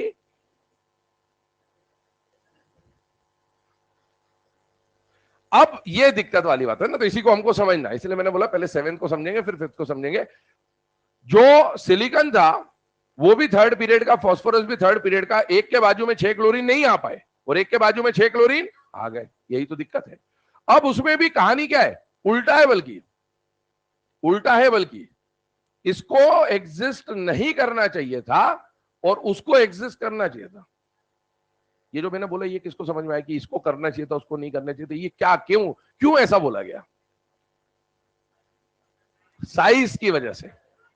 भैया फास्फोरस और सिलिकॉन सेम पीरियड के एलिमेंट है और लेफ्ट टू राइट जाने पर साइज छोटा होता है, तो पहले सिलिकॉन आता है फिर फास्फोरस आता है। सिलिकॉन का साइज, फास्फोरस का साइज, तो बड़े वाले के आसपास तो 6 फिर भी आने चाहिए थे, छोटे के बाजू में 6 नहीं आते, जबकि हो क्या रहा है, छोटे के बाजू में 6 आ गए और बड़े के बाजू में 6, ये तो चमत्कार हो गया। तो अब ऐसे चमत्कार बहुत मिलेंगे आपको, है ना। अब इसको समझते हैं पहले है क्या, ध्यान सुनेगा बेटा, दोनों इक्वेशन पे फोकस करना, एक्चुअल में है क्या, है ना। तो बच्चे तो छोड़ो, दिमाग खराब हो जाता लोगों का, इसमें कुछ भी स्टेरिक हिंड्रेंस विंड्रेंस वाली जो बात है उसको समझना है थोड़ा सा अपने को कि कैसे क्या हो रहा है। मुझे बताइए यहां पर क्या बन गया बेटा, SiCl6 2 माइनस, ये इक्वेशन अपन ने देखी, और एक इक्वेशन अपन ने क्या देखी बेटा, PCl5 प्लस Cl माइनस, और यहां पर क्या मिल रहा है बेटा, PCl6 माइनस। अपन ने बोला ये एग्जिस्ट नहीं कर रहा है और ये एग्जिस्ट कर रहा है, जबकि होना उल्टा चाहिए था। सिलिकॉन का तो साइज बड़ा है तो उसके आजू बाजू में तो 6 क्लोरीन आ जाने चाहिए थे, और फास्फोरस का साइज छोटा है तो इसके बाजू में 6 नहीं आने थे। अगर ऐसा होता कि ये दोनों एग्जिस्ट नहीं कर रहे तो भी मान लेते तो भैया ये नहीं कर रहा होगा, वो भी नहीं कर रहा होगा, वो नहीं कर रहा है, ये भी कर रहा है। या ऐसा होता कि दोनों एग्जिस्ट कर रहे तो भी कोई दिक्कत नहीं थी, कर जाते आराम से कोऑर्डिनेशन नंबर की रेंज में कर जाते, कोई परेशानी नहीं, मतलब कोई दिक्कत ही नहीं, सवाल ही नहीं उठता। ऐसा होता ये एग्जिस्ट कर रहा है, ये नहीं कर रहा है, ये सब चल जाता, क्योंकि वो बड़ा है वो छोटा है, तुरंत बोलते हैं उसका साइज बड़ा उसका साइज छोटा, निकल लेता है आराम से ना रास्ते से। अब ये जो है ना इसको समझना है अपने को। अब ये क्यों है, लोग क्या बोलते हैं स्टेरिक हिंड्रेंस विंड्रेंस विंड्रेंस, स्टेरिक हिंड्रेंस आया कैसे वो समझना है।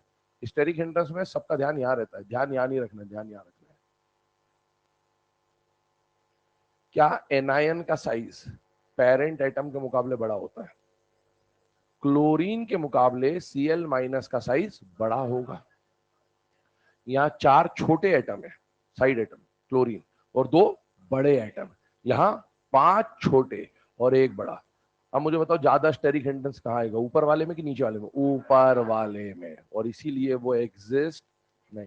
अपने को ये 6 दिखेगा, 6 तो बराबर दिखेगा, लेकिन इस 6 के अंदर ही घालमेल है। इस 6 में ये बड़े वाले 2 साइड एटम है और ये छोटा वाला 5 और बड़ा वाला 1 है। आइए इसको डायग्रामेटिकली भी थोड़ा समझ लेते हैं। बेटा सिलिकॉन का साइज मान लीजिए इतना है, तो फास्फोरस का साइज इससे थोड़ा बहुत छोटा ही होगा, थोड़ा बहुत छोटा होगा, क्योंकि लेफ्ट टू राइट में इतना ज्यादा वेरिएशन नहीं आता साइज में। अब मुझे बताइए जब ये SiCl4 बना होगा तो इसके आजू बाजू में क्या आएंगे बेटा, 4 क्लोरीन, ठीक है। क्लोरीन का साइज फास्फोरस के आगे सल्फर, सल्फर से छोटा कौन होगा, क्लोरीन, तो थोड़ा छोटा आ गया। अब मुझे बताओ इसमें कितने क्लोरीन है, 5,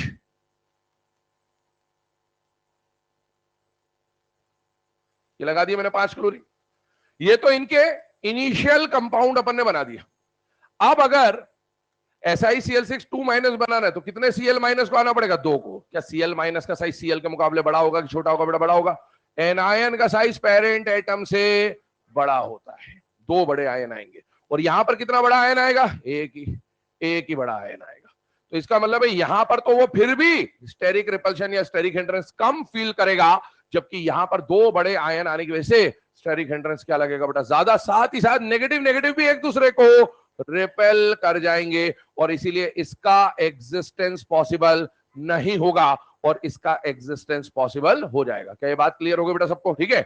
और ये बहुत इक्वेशन काम की है, ये काम की इक्वेशन है, ये अपने को सिलेबस में काम आएगी बोर्ड्स में, आपके बोर्ड एग्जाम में 1 मार्क का क्वेश्चन आता है।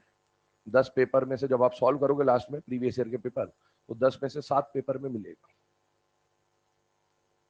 ठीक है। उसकी बात करेंगे जब अपन आगे बढ़ेंगे हाइब्रिडाइजेशन पे, वहां ये काम आएगा PCl6 माइनस, ठीक है। तो इंपॉर्टेंट क्वेश्चन है। आइए इसके बाद बात करते हैं, यहां तक की कंडीशन अपन ने समझ लिए। काम करो पहले फटाफट ये जो 6 इक्वेशन है इनको छापिए, फिर बात करते हैं आगे।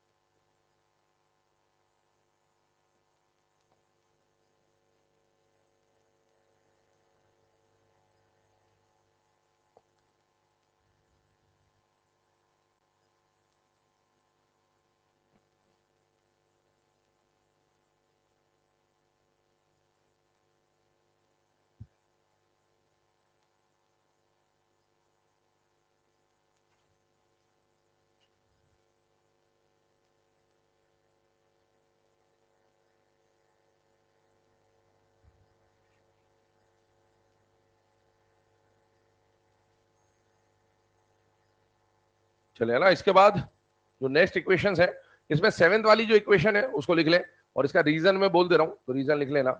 रीजन में आ जाएगा बेटा ड्यू टू स्टेरिक हिंड्रेंस, है ना। वो स्टेरिक हिंड्रेंस क्यों हुआ आपको समझा दिया गया है। 2 Cl माइनस जो है उनके साइजेस कंपैरेटिवली बड़े हैं, तो इस वजह से यहां पर स्टेरिक हिंड्रेंस ज्यादा है।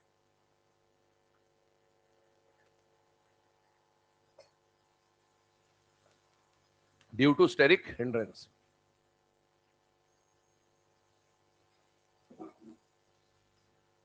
चलिए ना, अब इसके बाद जो बच्चे हुए 4 केसेस आइए इसके ऊपर बात करते हैं। अभी जो 4 केसेस आप पढ़ने वाले हो ये है क्या, इनका नाम क्या है, या इनके बारे में क्या डिस्कशन हमें करना है, आइए उसको समझते हैं। बेटा सबसे पहले ये जो चारों केसेस आपको दिख रहे हैं इनके बारे में मैं आपको कुछ बेसिक आइडिया दे रहा हूं। वो बेसिक आइडिया क्या है, ध्यान से सुनना, ध्यान समझना, इंपॉर्टेंट है। मैंने आपको पहले ही बोला 11 ही इक्वेशन इसलिए पढ़ रहे हैं क्योंकि इन्हीं के बारे में आपके सिलेबस में कहीं ना कहीं डिस्कशन आएगा। अभी देखो सबसे पहले मैं यहां पर जो बात कर रहा हूं, देखो बेटा एक बात बताओ, हैलाइड आयन, मुझे बताइए हैलाइड आयन क्या fluoride ion, chloride ion, bromide ion और आयोडाइड आयन, क्या ये हैलाइड आयन होते कि नहीं होते? बेटा होते हैं। अच्छा हैलाइड आयन को जनरली आप कैसे रिप्रेजेंट कर देते हो बेटा? एक्स माइनस से, चाहे फ्लोराइड हो, क्लोराइड हो, ब्रोमाइड हो, आयोडाइड हो, आप उसको क्या लिख देंगे बेटा? X minus. अच्छा मुझे बताइए यहां पर कितने फ्लोरीन है, एक है या दो है या तीन है? बेटा एक है। क्लोरीन कितने हैं? एक। ब्रोमीन कितना है? एक। आयोडीन कितना है? एक। इस हैलाइड आयन को, क्योंकि यहां पर एक ही हेलोजन एटम है, तो इसको आप मोनो हैलाइड आयन भी कह सकते हैं। हैलाइड बोल दूं या मोनो हैलाइड बोल दूं? जनरली अपन 1 को रिप्रेजेंट नहीं करते, जैसे मैथ्स में 1x होगा तो बस x लिख देते, वैसे हम इसको मोनो हैलाइड को क्या बोल देते बेटा? Halide ion. लेकिन मान लीजिए अगर ऐसा कोई आयन है, कैसा है बेटा? हैलाइड जैसा है, लेकिन यहां पर एटम कितने आ गए? एक से ज्यादा, तो बताइए इसे मोनो हैलाइड बोलेंगे या ट्राई हैलाइड बोलेंगे? ट्राई में बेटा ये मोनो एटॉमिक है और ये पॉली एटॉमिक है। दो नाम आपने सुन रखे होंगे, mono atomic and poly atomic. यहां पर एक ही एटम है तो मोनो एटॉमिक, यहां एक से ज्यादा एटम है तो इसको क्या बोलेंगे बेटा? Poly atomic. तो इसे पॉली हैलाइड आयन कहा जाता है। क्या कहा जाता है बेटा? पॉली। ट्राई हैलाइड भी बोल सकते हो, लेकिन ट्राई में डाई, ट्राई, टेट्रा, पेंटा, हेक्सा ऐसा कुछ भी बनेगा तो उसको एक कॉमन नाम दे दिया जाता है, और वो कॉमन नाम क्या होता है बेटा? Poly halide. तो अब हम यहां पर जो पढ़ रहे हैं वो क्या है, इधर बताइए मुझे। ये जो F minus Cl minus Br minus I minus है, ये मोनो हैलाइड है कि पॉली हैलाइड है बेटा? Mono halide. और ये क्या है बेटा? Poly halide. X3 minus X3 minus X3 minus X3 minus, मतलब आप इन 4 इक्वेशन में मोनोहेलाइड आयन की मदद से, मोनोहेलाइड आयन की मदद से पॉलीहेलाइड आयन बनाने का प्रोसेस समझ रहे हैं। तो ये नाम आपको पता होने चाहिए, क्योंकि अभी हम एग्जिस्टेंस और नॉन एग्जिस्टेंस तो पढ़ लेंगे, लेकिन एग्जाम में आ गया कि भैया कौन सा पॉलीहेलाइड आयन एग्जिस्ट नहीं करता, अब अपने को पॉलीहेलाइड का मतलब ही नहीं पता, तो फिर आपको कितना भी कुछ भी आता हो कोई कॉन्सेप्ट काम नहीं आएगा। आइए इस पे बात करते हैं। मुझे बताइए यहां पर सबसे पहले इस आयन का नाम क्या बोला जाएगा बेटा? पॉलीफ्लोराइड। इसका नाम होगा पॉलीक्लोराइड, इसका नाम होगा पॉलीब्रोमाइड, या फिर इसका नाम होगा पॉली आयोडाइड, ठीक है। या फिर इसे trifluoride ion, trichloride ion, tribromide ion, triiodide ion भी कहा जा सकता है। अब सुने, मुझे बताइए ये जो F minus Cl minus Br minus I minus है, क्या इन सबके पास लोन पेयर देने के लिए है कि नहीं है बेटा? है। जैसा अभी अपन ने थोड़ी देर पहले F माइनस का समझा था, वही कहानी इन सब की है। हेलोजन के पास वैलेंस शेल में कितने इलेक्ट्रॉन होते हैं? 7, और एक माइनस आने का मतलब एक एक्स्ट्रा इलेक्ट्रॉन आ गया। कितने इलेक्ट्रॉन हो गए? 8, और 8 होने के बाद इसका ऑक्टेट भी पूरा है, साथ ही साथ इसके बाद लोन पेयर है, जिसका ऑक्टेट पूरा है उसके पास लोन पेयर है, वो डोनर की तरह काम करने को तैयार बैठा हुआ है। ये लोन पेयर देना चाहता है, और ये लोन पेयर अगर ले पाएगा तो दोनों के बीच में बॉन्ड बन जाएगा।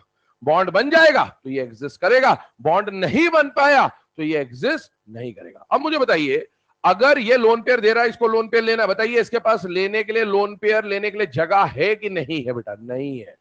F2 के पास कोई वेकेंट ऑर्बिटल नहीं। कैसे नहीं है भैया वेकेंट ऑर्बिटल? तो सेकंड पीरियड के पास क्या वेकेंट नहीं होता है क्या? होता है। क्यों नहीं होता सेकंड के पास वेकेंट? हाँ, डिपेंड करता है ना कौन से केस की बात। ये भी तो सेकंड पीरियड का था, इसके पास वेकेंट थे कि नहीं थे? थे। ऐसा नहीं कि सेकंड के पास वेकेंट नहीं होते, वो कंडीशन पे डिपेंड करेगा किस एलिमेंट की बात करो। हाँ, फ्लोरीन के पास वेकेंट नहीं है, क्योंकि फ्लोरीन का कॉन्फ़िगरेशन क्या बनता है बेटा? 2s2 2p5।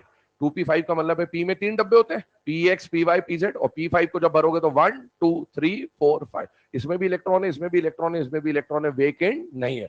तो ये लोन पेयर देना तो चाहता है लेकिन ये लोन पेयर ले नहीं सकता, और इसीलिए इन दोनों के बीच में बॉन्डिंग नहीं हो पाएगी, और जब तक इन दोनों के बीच में बॉन्ड नहीं बनेगा तब तक F3-1 या पॉलीफ्लोराइड आयन का एग्जिस्टेंस पॉसिबल नहीं होगा। एग्जाम में कई बार आया वो क्वेश्चन है कि इनमें से कौन सा पॉलीहेलाइड एग्जिस्ट नहीं करता है due to absence of vacant orbital, और उसका आंसर क्या होता है बेटा, पॉलीफ्लोराइड आयन। इक्वेशन लिख लेंगे 8th वाली, रीजन बोल दे रहा हूं, due to absence of vacant orbital, due to absence of vacant orbital, due to absence of vacant orbital. उसके बाद 9th वाली इक्वेशन पे आइए, 9th वाली इक्वेशन लिखें। अब देखो ध्यान सुनना, 9th वाली इक्वेशन पे बात कर रहा हूं। 9th वाली इक्वेशन क्या कह रही है, क्या कहना चाहता है उसको समझते हैं। बेटा एक बार बताओ, Cl minus Br minus I minus, ये सब भी लोन पेयर देने के लिए तैयार बैठे हैं। बेटा क्लोरीन, ब्रोमीन और आयोडीन कौन से पीरियड के एलिमेंट है, 3rd 4th और 5th। क्या 3rd पीरियड से डी ऑर्बिटल आना चालू हो जाता है? हाँ, इसके पास भी वेकेंट ऑर्बिटल है, इसके पास भी वेकेंट ऑर्बिटल है, इसके पास भी वेकेंट ऑर्बिटल है, तो ये लोन पेयर दे सकता है और ये लोन पेयर ले सकता है। अगर ये लेन देन हो गया तो बताइए बॉन्ड बन जाएगा कि नहीं बन जाएगा? बन जाएगा। और बॉन्ड बन जाएगा इसका मतलब ये एग्जिस्ट करने चाहिए कि नहीं करने चाहिए? करने चाहिए। लेकिन 9th वाला एग्जिस्ट करना चाहिए था, वेकेंट ऑर्बिटल है लेकिन एग्जिस्ट करता नहीं है। क्यों नहीं करता है? उसका रीजन है इलेक्ट्रॉन इलेक्ट्रॉन रिपल्शन, है ना, उस पर बात करेंगे। 9th वाला जो पॉइंट है पहले उसको लिख लो इक्वेशन को, और रीजन लिखिएगा क्यों एग्जिस्ट नहीं कर रहा है। रीजन लिखिएगा due two electron electron repulsion. 9th का रीजन लिखिएगा due two electron electron repulsion, और 10th और 11th लिख लें एज इट इज, एग्जिस्ट करते हैं। फिर 9th को समझ लेते हैं कि कैसे हुआ ये।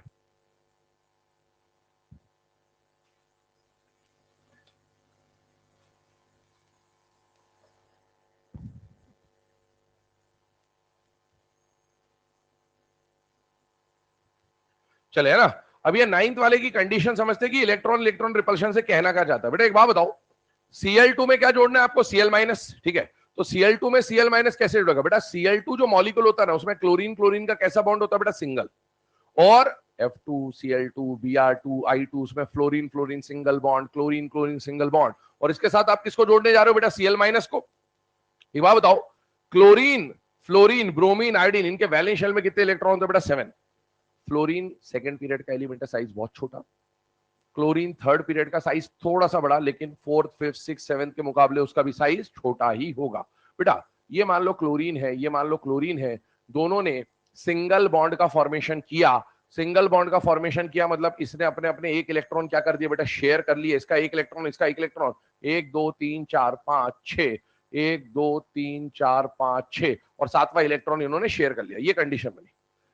क्लोरीन बनाते वक्त, Cl2 बनाते वक्त इसका साइज बहुत छोटा था, और उस छोटे साइज में इसके बहुत सारे इलेक्ट्रॉन आ गए, 7 इलेक्ट्रॉन। पीरियड में बहुत ज्यादा इलेक्ट्रॉन है, बॉन्डिंग के पैटर्न के हिसाब से अगर आप देखें तो 7 इलेक्ट्रॉन आ गए छोटे से एरिया में। बेटा ये इलेक्ट्रॉन एक दूसरे को रिपेल करेंगे कि नहीं करेंगे? करेंगे।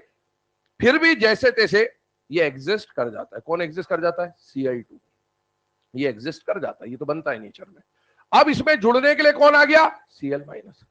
Cl माइनस आया तो बेटा एनायन का साइज पेरेंट एटम से तो बड़ा होगा, लेकिन इलेक्ट्रॉन भी तो ज्यादा है, 8 इलेक्ट्रॉन। अब क्या होगा?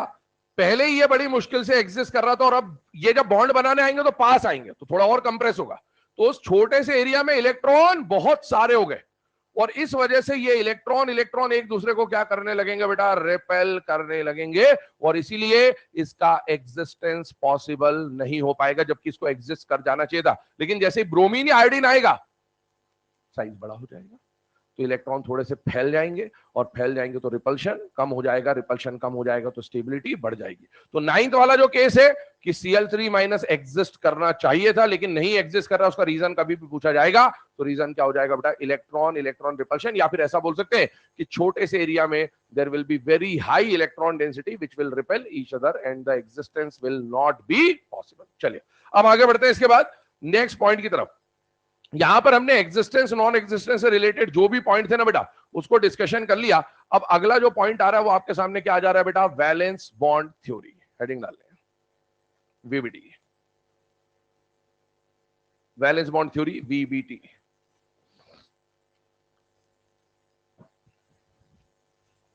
Valence bond theory VBT.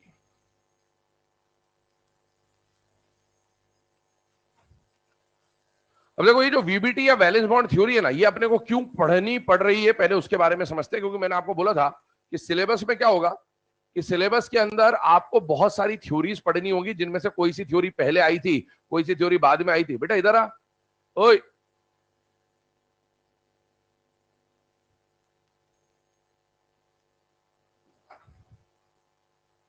ओए, तो रोज इस टाइम में कहा जाता है, रोज अंदर बैठ, अंदर बैठ, बैठ बैठ।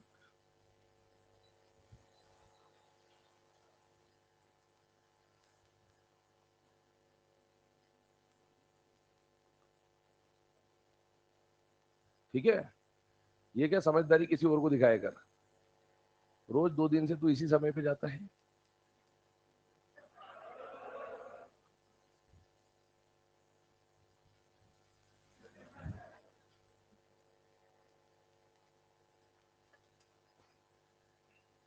बहुत दर्द है बेटा जीवन में।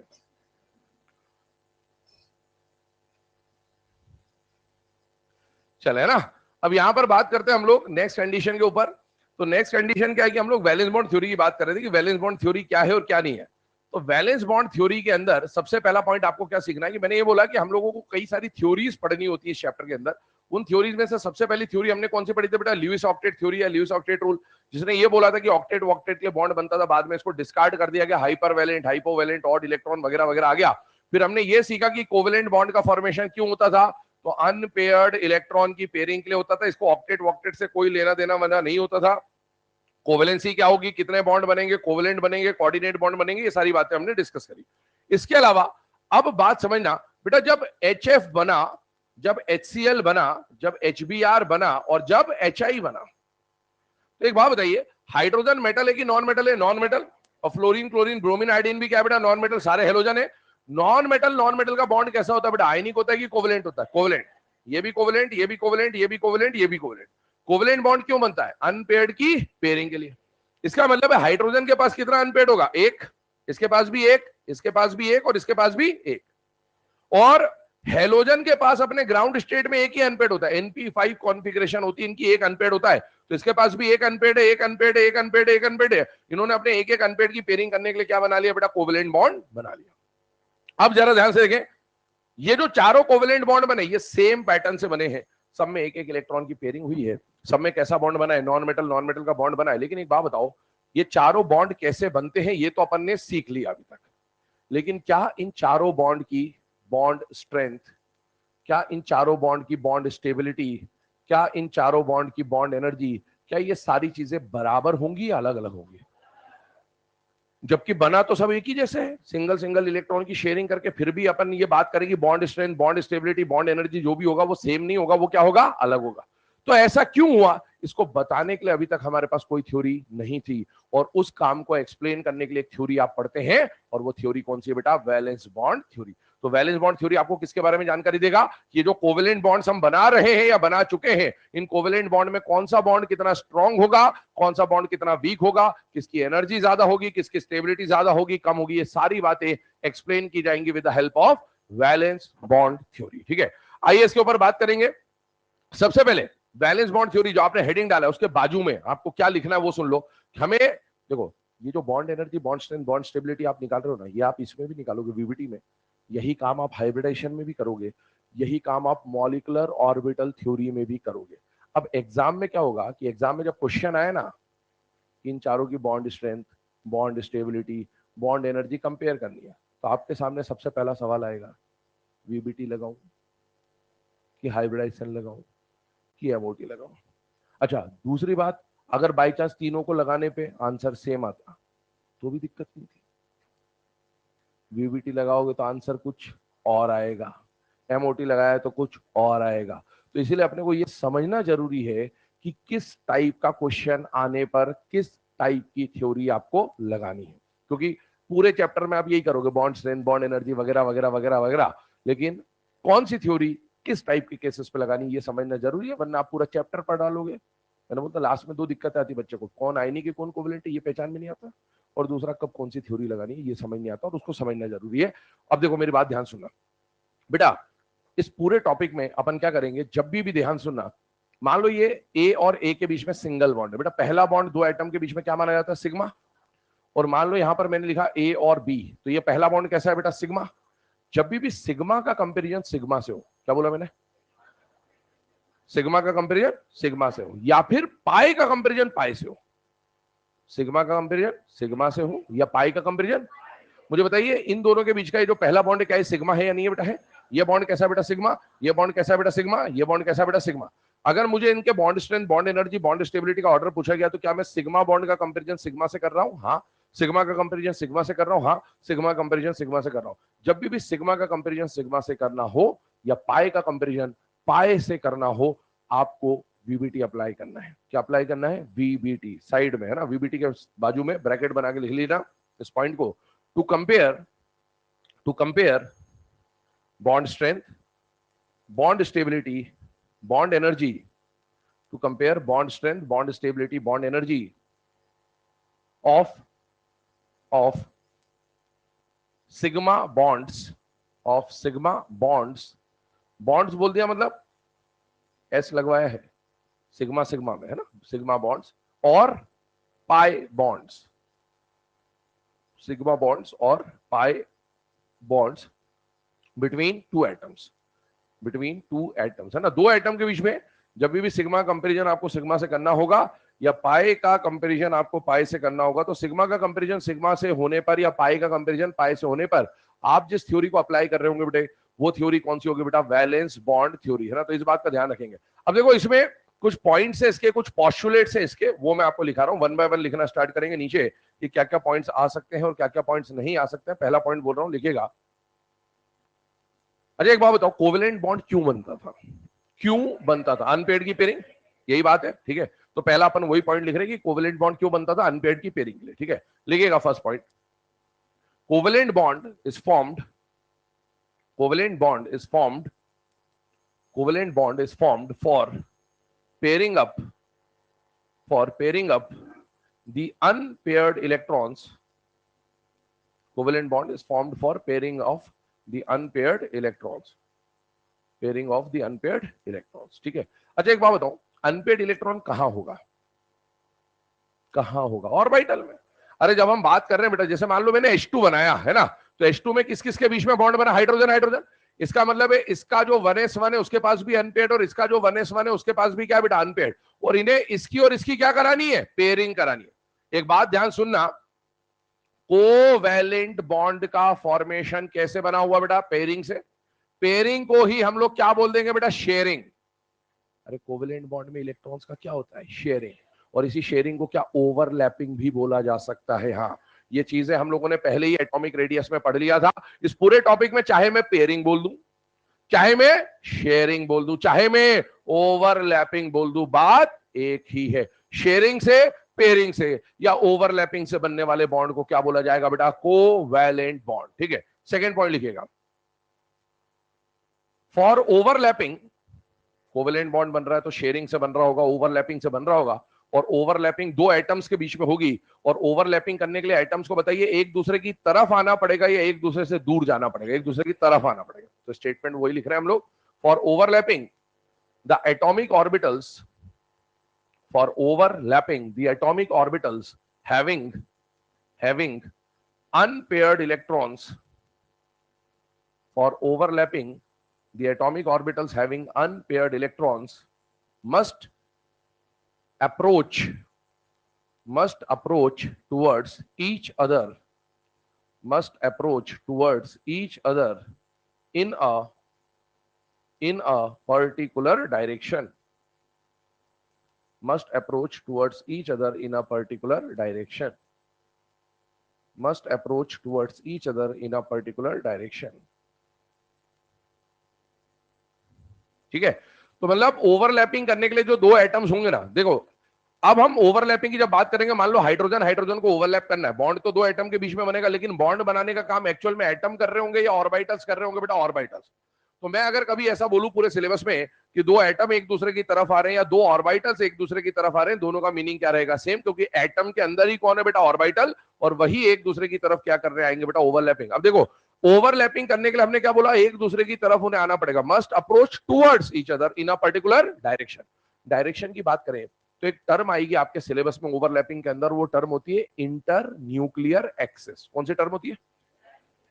आप लोगों ने लास्ट ईयर टेबल देखा होगा कि इस तरह का एक टेबल हम लोग बनाते हैं जहां पर आप ये देखते हो कि कहां पर कौन सा ओवरलैपिंग हो रहा है, कहां पर कौन सा ओवरलैपिंग नहीं होता है ना? तो ये जो ओवरलैपिंग होती है ना, इस टेबल के अंदर हम लोग क्या डिस्कशन करते हैं कि इस टेबल के अंदर जो ऑर्बिटल एक दूसरे की तरफ आएंगे वो किसी पर्टिकुलर एक्सिस पर आते हैं, या तो वो एक दूसरे की तरफ एक्स एक्सिस पर आएंगे, या एक दूसरे की तरफ वाई एक्सिस पर आएंगे, या एक दूसरे की तरफ जेड एक्सिस पर आएंगे। जिस डायरेक्शन में वो एक दूसरे की तरफ आएंगे उस डायरेक्शन को हम लोग बोलेंगे इंटर न्यूक्लियर एक्सिस। क्या बोलेंगे बेटा उसे? Inter nuclear axis. तो ये डायरेक्शन का रोल है। अब मुझे बताओ कोवेलेंट बॉन्ड बनाने के लिए डायरेक्शन का रोल है कि नहीं है? बेटा है, क्योंकि डायरेक्शन यहां पर रोल प्ले कर रहा है, और इसलिए कोवेलेंट बॉन्ड को क्या बोला जाता है? डायरेक्शनल बॉन्ड बोला जाता है। तीसरा पॉइंट बोल रहा हूं, लिखिएगा, covalent bonds are directional in nature. Covalent bonds are directional in nature. Covalent bond बनाने के लिए डायरेक्शन का रोल होगा, डायरेक्शन का रोल होगा, इसलिए कोवेलेंट बॉन्ड्स को कैसा माना जाता है बेटा? डायरेक्शनल बॉन्ड माना जाता है। चलिए अगला पॉइंट पे आते हैं। अब मुझे बताओ यहां पर हम लोग जो डिस्कशन करने वाले हैं उसमें हमने क्या बोला कि दो एटम एक दूसरे की तरफ या दो ऑर्बिटल एक दूसरे की तरफ अप्रोच करेंगे, है ना?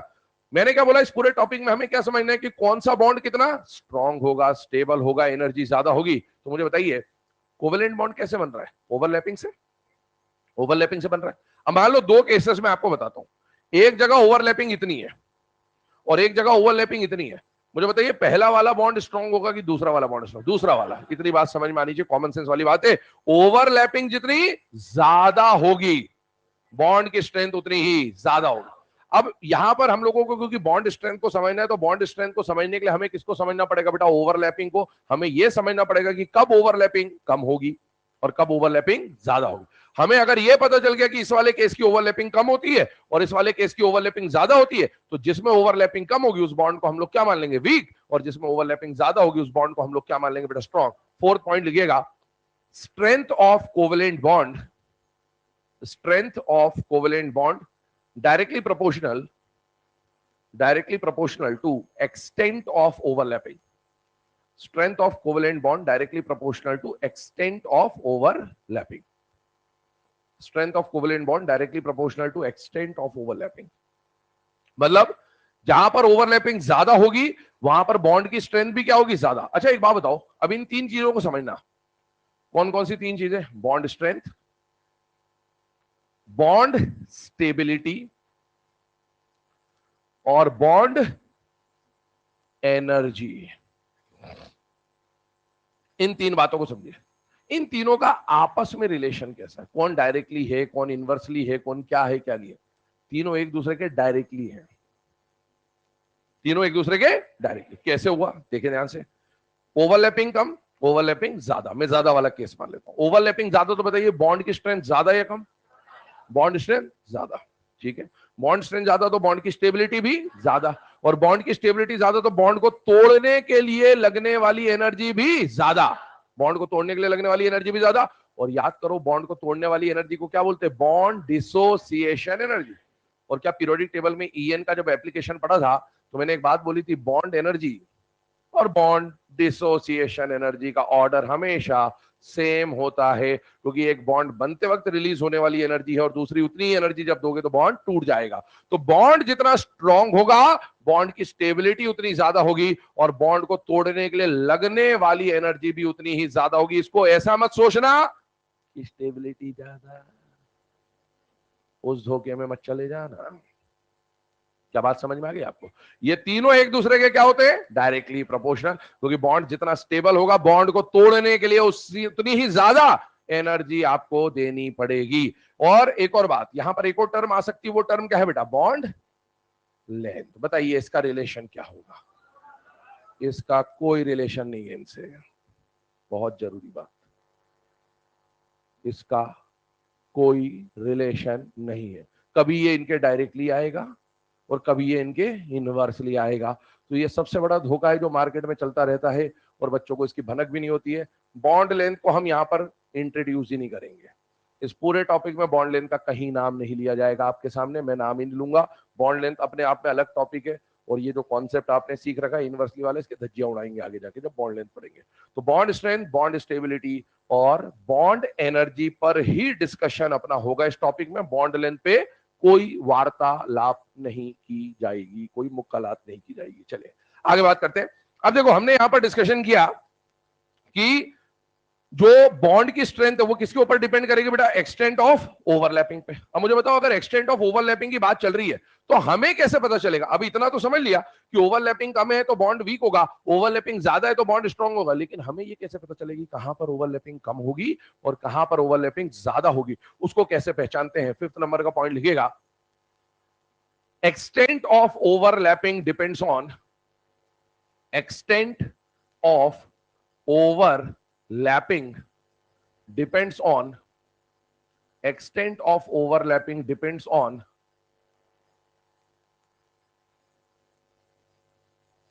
एक फ्लो चार्ट आपके सामने बन रहा है, पहले बन जाने दीजिएगा क्योंकि इसमें सब पार्ट्स आएंगे तो उस हिसाब से स्पेस आप लेना।